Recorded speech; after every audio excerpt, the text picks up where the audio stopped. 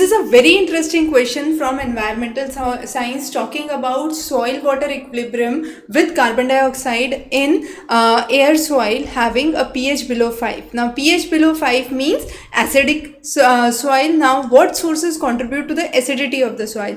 Organic acids from organic material matter degradation. That is correct, because be it humic, fulvic or oxalic or citric acid, what happens is with microbial decomposition there would be release of H ions. The next is H ions released by the plant in exchange for cation. That is totally correct, because the plant roots have calcium, magnesium, potassium ions that release equivalent hydrogen ions, and this is under the cation proton exchange. So again B is correct. Under the sulfide oxidation, what happens is there are pyrites in the soil which release the hydrogen, the sulfuric acid, and this creates a acid sulfate soil. So again it increases the soil acidity. The next is nitrification, which changes to the nitrate, and now here again there is a presence significant in the soil with ammonium based fertilizers, so it again would lead to acidity of the soil.